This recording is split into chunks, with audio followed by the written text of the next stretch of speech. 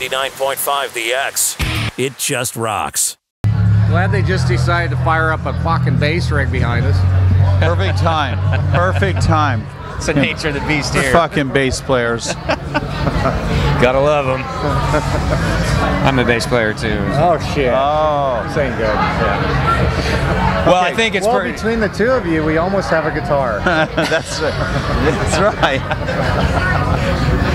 I think it's pretty obvious who I'm with. I'm with Nikki, Sixx, and DJ Ashba. Then I'll tell you, 6 a.m. kicking some serious ass. Prayers for the Damn Volume 1. I'm loving this album. Thank you. you. And before we started filming here, talking to you about how you're willing to be honest on your Facebook page and just have a conversation with people and share the videos. I think this album collectively from you guys is just that. It's so raw and so real. There's tracks on there I listen to, I get chills. It's just, I just appreciate you guys putting that out there as honest as it is. Thank you for that.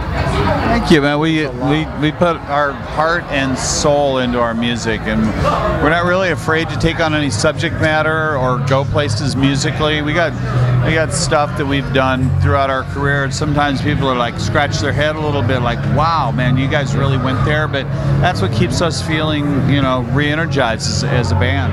It feels good to finally know that we are officially a band from here on out, and committing to a shit ton of touring and going into the studio with that in mind, bringing our live band, capturing what the magic that we feel live, that the fans get to see live on an album, on 2 records, is just awesome. So we're excited. I appreciate you guys doing it.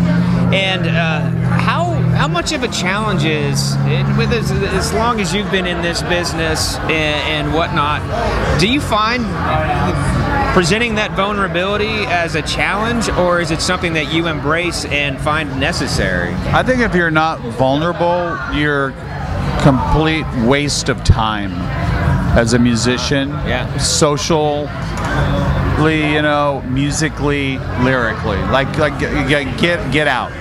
Like, you have to be vulnerable. That's the music that we connect to. We all connect to a John Lennon, a Bob Dylan, a modern day band that lays their heart and soul out there. If you're just gonna go through the motions and like write the same songs as everybody else, like, why don't you just call it a day and like leave some room for some of these younger bands that actually have balls, you know what I mean? And people aren't stupid. The fans, they feel it. If it's real, if you've lived it, they're gonna feel it. If you haven't, you're just singing some bullshit lyrics, they're gonna feel that too. So, well, going back to what you said, and having 6 a.m. be where it's at now, and having it being fully embraced by the fans, and taking that out there, is this, with the chapter you've just closed and put behind you, well, I can only assume it's somewhat closed, but in having 6 a.m. being a primary focus, how collectively the future is just like really bright, man. It's wide open. It's awesome. It's like a whole brand new door we just walked through. The sky's the limit. So it's a great feeling. I think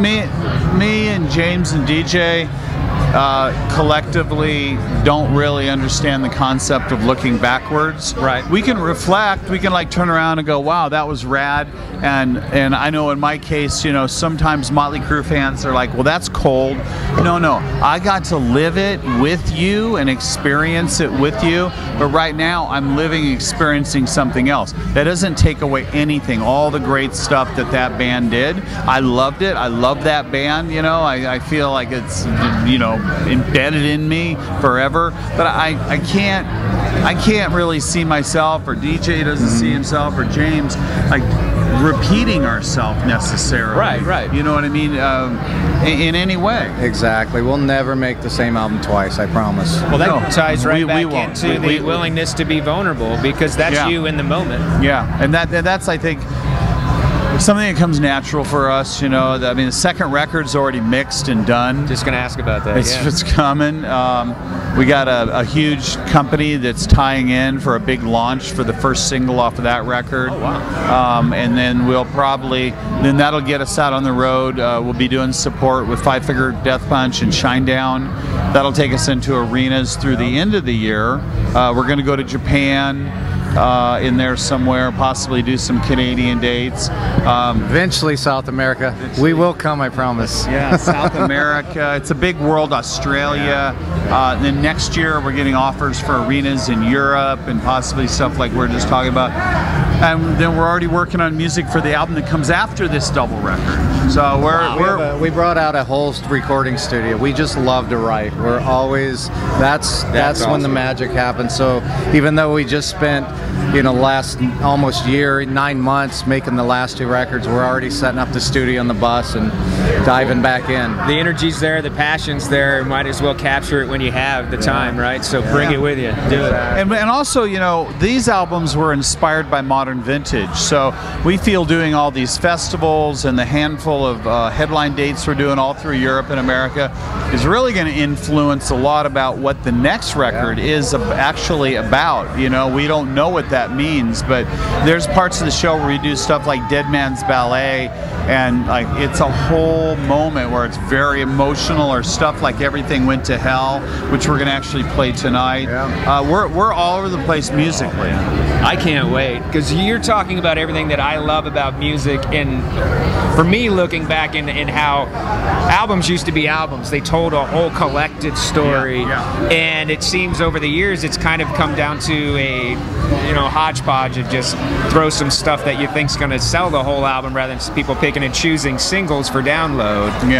And what you're talking about is a whole collective journey that's going to cover multiple albums in one way or another, whatever it turns out to be. But to have that be explained the way you just did, that is... Well, yeah, and we're big fans. I mean, like Spotify and iTunes and all that, the streaming is the future of music, but what we grew up on, the way we purchased albums, we want kids to have that option as well. We put our record out on vinyl. It's awesome to be able to put a record on a record player. It just has a different sound. It's a different experience to be able to, smell the freshly inked pages. It's cool to be able to read through all the lyrics in the album, and that's a whole different experience that not a lot of people, they kind of overlook these days. So. Well, thank you guys for doing what you're doing. Thanks, man. I'm giving the signal. I'm going on way till I guess we're supposed to go do a show. Hey, man, oh man, we gotta play. Best of luck to you guys. You don't need luck at all, but just best to you. Oh, you never know. Be safe. Hey, man, and congrats on the clothing line launch too, man. Thank you so much. Thank you. Thanks a lot, man. Thank you. Best of luck.